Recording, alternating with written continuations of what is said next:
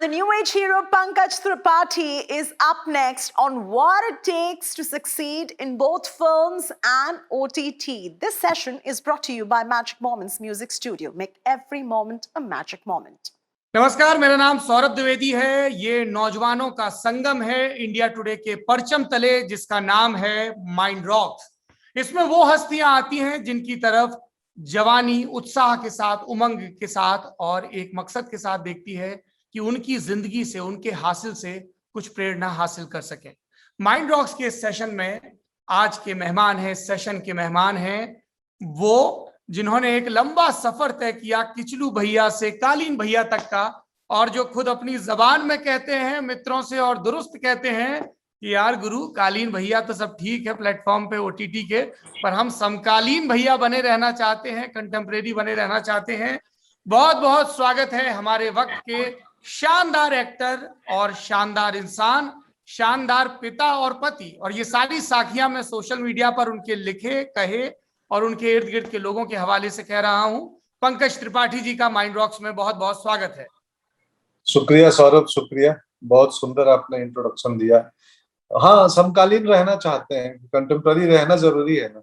Mind rocks के इस session का टाइटल है the new age hero, what it takes to succeed in both films and OTT. इस पर हम लोग तसल्ली से बात करेंगे, आपके तमाम रोल्स के बारे में बात करेंगे। लेकिन हमको पंकज भैया जो पहला रोल आपका याद आ रहा है, पहला आपका प्रोफेशन, हमको पता है, हम परंपरागत प्रोफेशन पे नहीं जाएंगे कि आप बाबूजी के साथ किसानी किया करते थे, हम उस पर भी नहीं जाएंगे कि आपने पटना में एक्टिंग शुरू की, फिर एनएसडी और मुंबई का सफर। एक रोल था जो आपने थोड़े वक्त के लिए निभाया, वो पंडिताई का रोल था, और आप कुछ पहलवानों के यहाँ कथा बांचने गए थे। हमको लगता है कि पंकज त्रिपाठी एक्टर के बनने में उस कथा बचाई में जो प्रसाद मिला, जो जजमानी मिली, उसका बड़ा रोल है। मैं चाहता हूं कि आप हमारे नौजवान दर्शकों को वो किस्सा जरूर सुनाएं। वो बड़ा इंटरेस्टिंग किस्सा है। मैं कर्मकांड के आई थिंक एक ही गतिविधि में गया हूँ, नहीं 2-3 में गया हूँ। मैं कुछ अष्टयाम में गया हूँ, 2-3-4। तो उसमें गया था, एक बुजुर्ग महिला थी, तो उनके दामाद थे 5-6, और वो दामाद जो थे वो सारे सिनेमा हॉल के। तो मैंने पूजा पाठ करा दिया, निकलने को हुआ तो मैं बोला दक्षिणा दीजिए, पंडित जी जा रहे हैं, क्योंकि उस दिन मेरे गांव में कोई पंडित था नहीं। तो आए खोजा गया, पंडित नहीं है, तो किसी ने बोला कि तुम ही जाओ करा देना, तुम मंत्र वंत्र याद है? मैं बोला मंत्र तो बहुत सारा याद है ही। तो बोले अरे वो कोई बात नहीं है, वो उतने समझदार नहीं है, भोजन मंत्र से भी काम चल जाएगा। तो मैं बोला अच्छा, तो ऐसे तो बहुत मंत्र थे याद मुझे। तो मैं गया, पूजा पाठ कराने के बाद दक्षिणा बोले दक्षिणा दीजिए, जाएंगे। और पंडित जी की आयु लगभग 10वीं क्लास में थे, तो 15 साल के पंडित जी जी, तो यजमान लोग थे, वो लंबे चौड़े पहलवान थे। उन्होंने बोला आपको दक्षिणा क्या देंगे, आप नौजवान हैं। हम लोग गोपालगंज के वो तीनों सिनेमा हॉल के दरबान हैं अलग अलग, वो जनता टॉकीज, कृष्णा टॉकीज और श्याम चित्र मंदिर। तो आप उस कब भी फिल्म देखने आइए तो आपके लिए टिकट फ्री, एंट्री फ्री, हम बैठा देंगे। हम भूल भी जाए तो आप याद दिला देना कि हम पंडित जी हैं।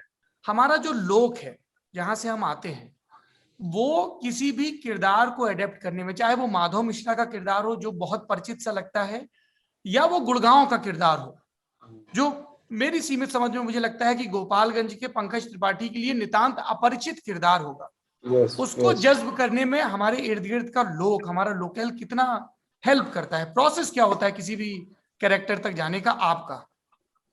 मेरा कई 2-3 तरीके हैं जिनको मैं अप्रोच करता हूँ कैरेक्टर को।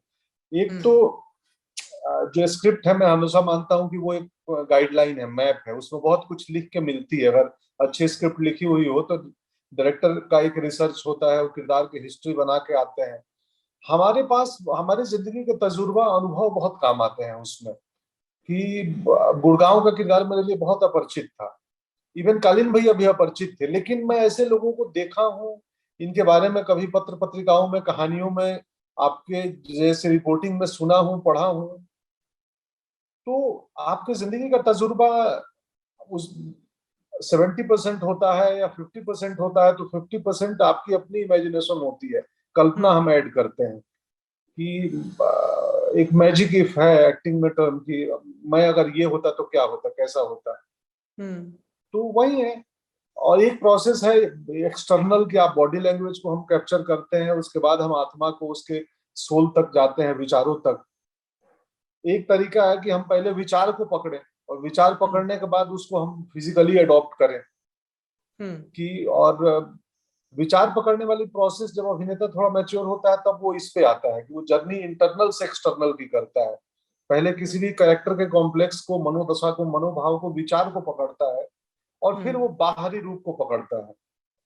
बट शुरुआती में हम पहले बाहरी आवरण को पकड़ लेते हैं और आत्मा को बाद में खोजते हैं, या कई बार आत्मा मिलती भी नहीं है। वो तो ये ऐसा प्रोसेस है कि कुछ भी फिक्स नहीं है सौरभ, बदलते रहता है स्क्रिप्ट टू ये स्क्रिप्ट। भाई साहब जो आप बता रहे हैं, मैं माफ करिए बीच में टोक रहा हूँ, ये बहुत थ्योरी हो गई और हम हैं निरे गधे विद्यार्थी, हमको उदाहरणों से समझ में आता है। अब जैसे आपने कहा कि मनोदशा में उतरते हैं सब चीजें, अगर आप एक एक किरदार के हमें उदाहरण से बता सकें, जैसे आप एनएसडी में सो रहे थे और रन के लिए बुला लिया गया, तो वो कैसे पकड़ा? वो तो फटाक से हो गया। तो थोड़ा अगर आप दर्शकों को किस्सा भी बता दें, वो मेरे ख्याल से आपका पहला रोल था। हाँ हाँ हाँ, पहला रोल था। नहीं, पहला नहीं था, उसके पहले मैं एक कन्नड़ फिल्म, उसके पहले एक कन्नड़ फिल्म में छोटा सा काम किया था मैं, दोस्त का। किसी ने बोला कि भाई एक अब कॉमेडी एक्टर चाहिए, अचानक उनको किसी और को कास्ट किए होंगे, नहीं आया होगा, भाग गया होगा या परफॉर्म नहीं किया होगा, तो बोले कि अरे जाओ वहां कुछ एक्टर रहते हैं उधर हॉस्टल में, मिल जाएंगे। तो मेरे पास आए दरवान, एक बंदे ने रेफरेंस दिया था कि आज संडे है, पंकज होगा वहां पे। चौकीदार को पूछे आगे कोई पंकज है क्या, तो बोला हाँ जी है। तो मुझे बुलाया गया, बोला क्या है, तो एक रोल करना है। मैं बोला कब करना है, तो अभी करना है। बोला अभी मतलब?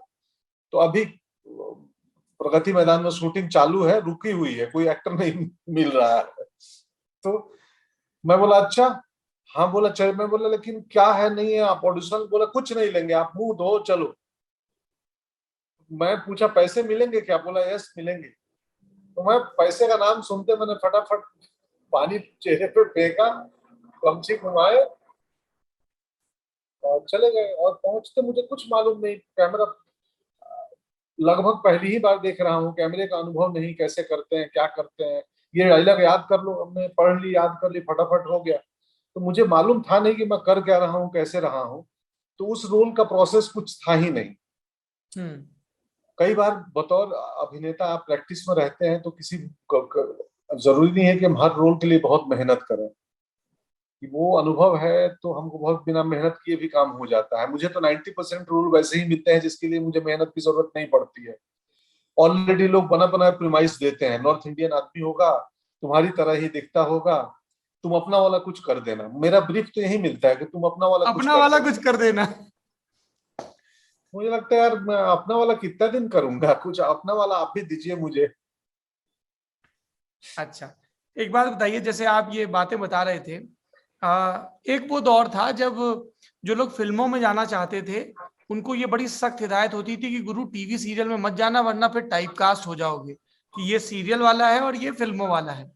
लेकिन हम अब का दौर देख रहे हैं कि जो ओटीटी प्लेटफॉर्म है, जिसको हम थोड़ी सी छूट लेके कहें कि जो नए दौर का टीवी है ना, उसके लेके नया चार्म भी है, नए कल्ट बिल्ड हो रहे हैं, उसके डायलॉग हमारी भाषा के मुहावरे बन रहे हैं, उसके किरदार मीम बन रहे हैं, हमारी जिंदगी का हिस्सा बन रहे हैं।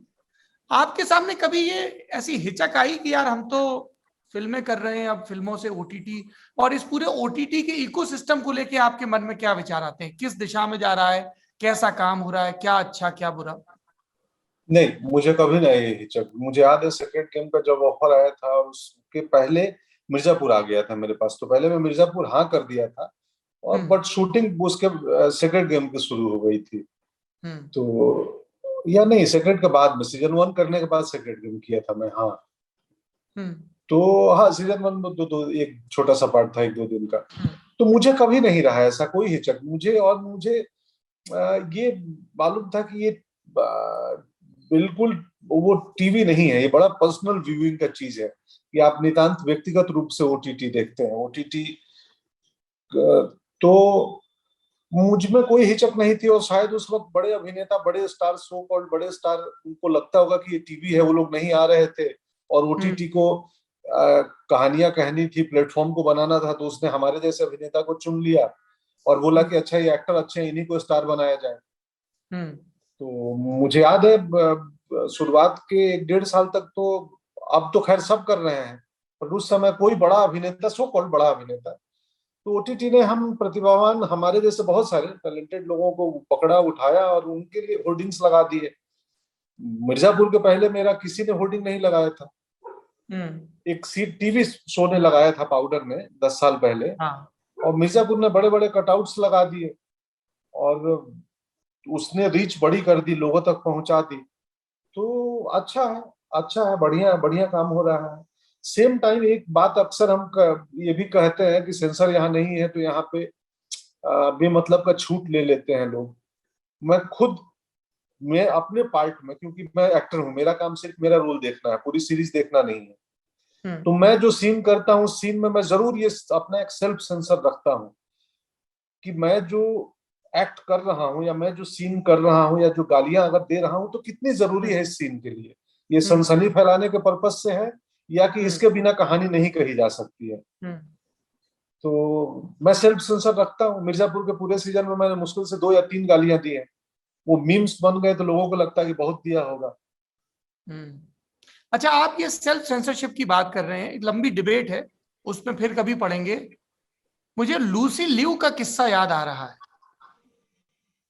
जो चार्लीज एंजल्स वाली एक्ट्रेस हैं और वो एक शॉर्ट फिल्म बना रही थी और तब आपने मना कर दिया। मतलब हम देखते हैं कि एक्टर्स बड़े बैनर, बड़े प्रोडक्शन हाउस के लिए, और खासतौर पर अगर कोई इंटरनेशनली एक्लेम्ड है तो बहुत लालायत होकर काम करते हैं। ये सत्य है। मैंने ऑडिशन दिया था और वो यूएस में देखी, फिर इंडिया आई, उनको पसंद आ गया था मेरे को, फाइनल की फिर मिली बॉम्बे में। तो अब मिलने के बाद मुझे ब्रीफ किया गया फिल्म क्या है, क्योंकि ऑडिशन देते वक्त आपको एक सीन छोटा सा मिलता है तो आपको कहानी पता नहीं होती है। फाइनल होने के बाद कहानी सुनाई तो उसमें एक छोटी बच्ची के साथ थोड़े अब्यूजिव से और कुछ ब्रूटल हिंसात्मक सीन करने थे। तो मैं बोला मुझसे होगा नहीं। और तो वो बोली अरे ये तो, हालांकि उस सीन का, उस फिल्म का पर्पस था कि जो छोटी बच्चियों के साथ क्राइम होता है या उनको वेश्यावृत्ति में डाल दिया जाता है, उसके खिलाफ वो फिल्म थी। कुछ तो क्राइटेरिया रखते ही हैं। इन दिनों विज्ञापन के साथ मैं करता हूँ, तो जो विज्ञापन या जो प्रोडक्ट मुझे बहुत समझ में नहीं आता है कि इसके से क्यों जुड़ना, तो मैं विनम्रता पूर्वक मना कर देता हूँ कि नहीं करना है मुझे।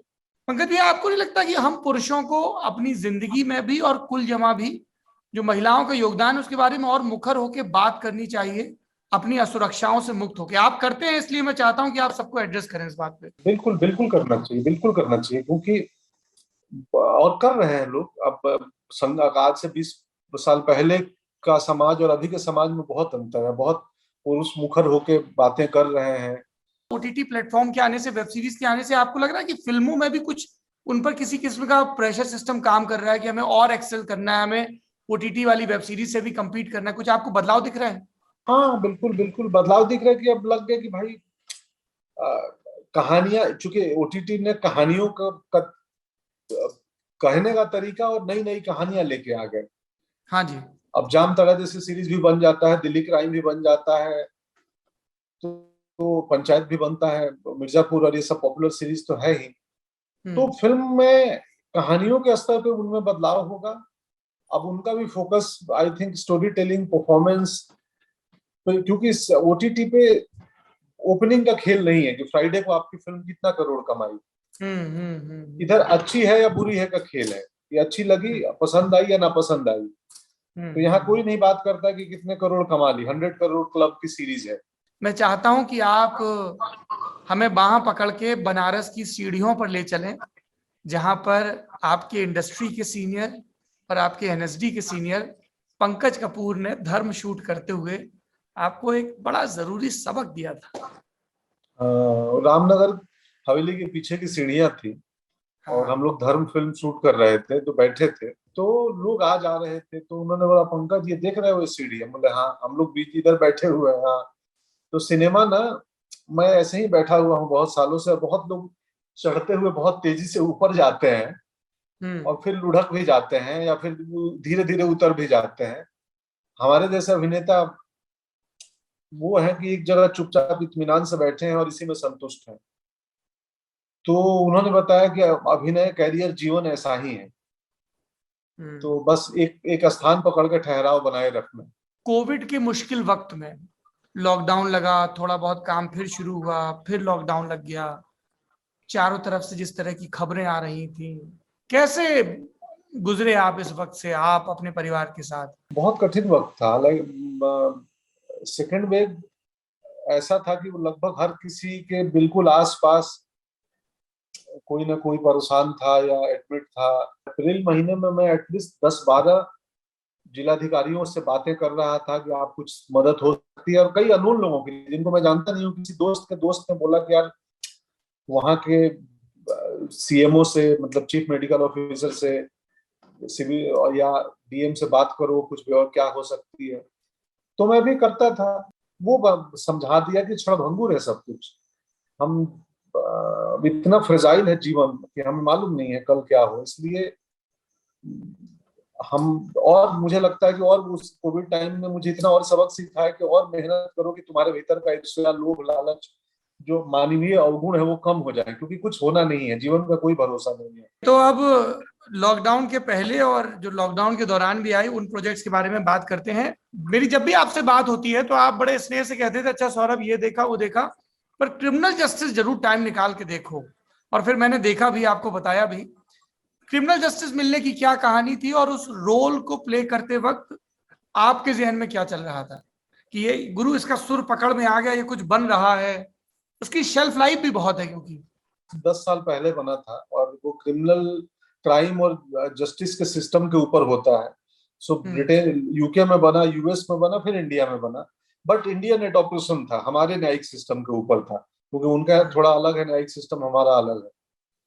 तो मुझे श्रीधर राघवन ने नरेट की थी कहानी पहले कि ये ऐसा रोल है पार्ट 1 में कि इसको लो कॉन्फिडेंस का लॉयर है, एक्जिमा है, और इसको भी कोई बड़ा केस नहीं मिलता है, छोटे मोटे काम करता है। तो कहानी सुनते मुझे ना, मेरे बहुत सारे दोस्त, जानने वाले, मुझे अचानक गोपालगंज पटना कोर्ट के बाहर जो वकील घूमते रहते हैं उनकी याद आ गई। वो दिखने लगे कि कई पॉलीथीन में काला रंग का कोट लेके आते हैं, और वो कोट कई बार हफ्तों तक निकल भी नहीं पाता है। तो तो तो मुझे लगा कि यार ये कर कि वो पंकज त्रिपाठी है जो 8 साल पहले मैं एक्टिंग का स्ट्रगल कर रहा था कि मुझे एक्टिंग में जॉब चाहिए। अगर मैं लॉयर होता तो मैं माधव मिश्रा जैसा ही होता। तो इसलिए वो माधव मिश्रा स्क्रिप्ट में उतना सैटारिकल नहीं था, राइटिंग में उसको सैटारिकल मैं बनाया, क्योंकि जो जुगाड़ू आदमी होते हैं जो कैसे भी करके अपनी जिंदगी गुजर बसर करते हैं, उनमें एक सर्वाइवल इंस्टिंक्ट और एक सेंस ऑफ सटायर बहुत तगड़ा आ जाता है। उसका सीजन 3 बनने वाला है, जो कि यूएस और ब्रिटेन में नहीं बना है, पहली बार। वो नया होगा, बिल्कुल नया होगा। मैं सवाल पूछ रहा हूँ उससे पहले मेरे दिमाग कान में प्लेबैक शुरू हो गया, ओ बेटा जी वाला। ओ बेटा जी, जो लूडो में सत्तू भैया का किरदार, मतलब वो एक अलग ही लेवल पे है। अनुराग बसु जीनियस डायरेक्टर है। हाँ। मतलब सत्तू भैया का रोल मैं बहुत टुकड़ों में किया हूँ, 20-22 दिन, और मैं बहुत व्यस्त था। तो और दादा की कहानी इतनी कॉम्प्लिकेटेड थी कि कुछ पूछो तो दादा 2-3 आंसर दें और बोले कि नहीं तुम कंफ्यूज हो जाओगे, छोड़ दो, एक काम करो, ऐसा करो। मैं बोला कि आपको दिक्कत नहीं है ना कि मैं आगे पीछे जानूं? दादा बोले मुझे कोई दिक्कत नहीं है, तुम इम्प्रोवाइज करो, आगे पीछे मैं संभाल दूंगा। तो वो जीनियस डायरेक्टर है। मैं सिर्फ अपनी कहानी जानता था जो मैं सीन कर रहा हूँ, इसके पहले क्या होगा बाद में क्या होगा मुझे भी मालूम नहीं था।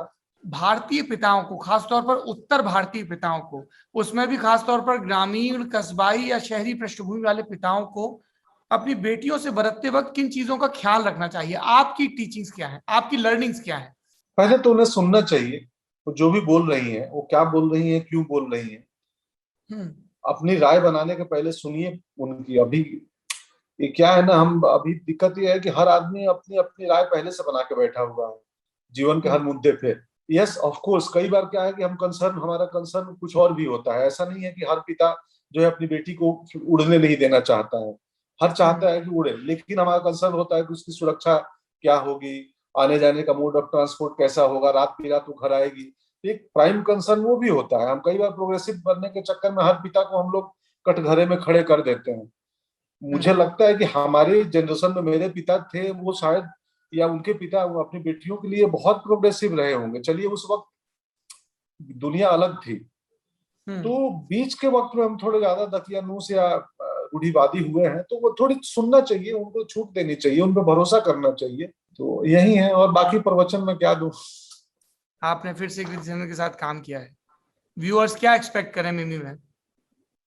कमाल की इंटरटेनिंग फिल्म है, हंसाएगी, खूब हंसाएगी, पेट पकड़ के हंसोगे आप, और अच्छा। रुलाएगी भी फिल्म, और रुलाने के बाद वापस हंसा सकती है। और अंत में टुवर्ड्स द एंड बगैर प्रीची हुए, बिना ज्ञान दिए लाउड हुए, आहिस्ता से एक बहुत इंपॉर्टेंट और खूबसूरत बात ऑडियंस को बुदबुदा देगी, लाउड भी ना होगी, धीरे से कह देगी, आपको सुनना है तो सुनो। तो और पूरे परिवार के साथ देखने वाली फिल्म है। 83 का बड़ा इंतजार हो रहा है। हाँ, बहुत सुंदर फिल्म है, वो भी कमाल फिल्म है 83। तो मुझे बहुत मजा आया था करते हुए 83 और मिमी दोनों में बहुत मैंने एंजॉय किया था प्रोसेस पूरा। मैं भी इंतजार में हूँ 83 आए, लोग देखें, मैं भी देखूं।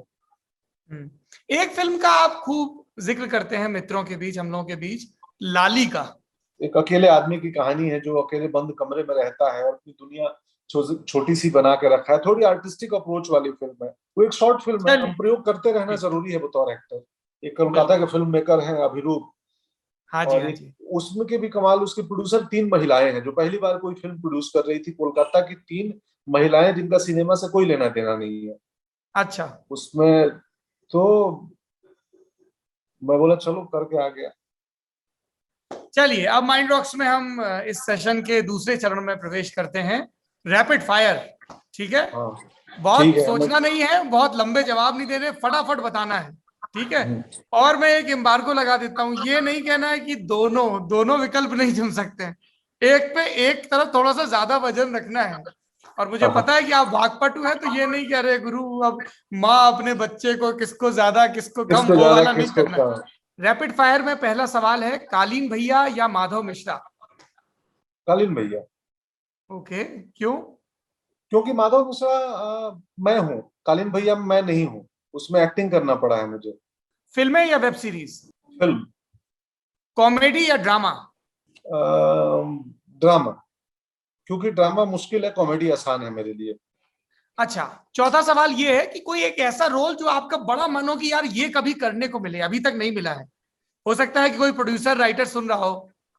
मैं डिटेक्टिव का रोल करना चाहता हूँ, डिटेक्टिव का, जासूस। बढ़िया। अच्छा, कोई, ये थोड़ा सा ट्रिकी है, मुझे नहीं पता आप कैसे जवाब देंगे, कि कोई ऐसा एक्टर जिसके साथ आप बहुत काम करने की चाहत हो, अभी तक काम नहीं कर पाए हो। कोई नहीं। और ये सेकंड लास्ट है, 100 करोड़ की फिल्म या नेशनल अवार्ड वाली फिल्म? नेशनल अवार्ड वाली फिल्म। ग्रेट। वो अच्छा। बाद में 100 करोड़ कमा भी लेगी। नेशनल अवार्ड वाली हाँ फिल्में भी 100 करोड़ कमाती हैं। बिल्कुल, और हम चाहते भी हैं कि कमाएं। आखिरी सवाल है माइंड रॉक्स का, कि पंकज त्रिपाठी के लिए आजादी का क्या मतलब है? मैं हजारी प्रसाद द्विवेदी का, ये मिलीनियल किड्स होंगे, जेनजी होंगे शायद, जो हमें जी। सुनेंगे, और यकीन मानिए मुझे बहुत सुनते हैं।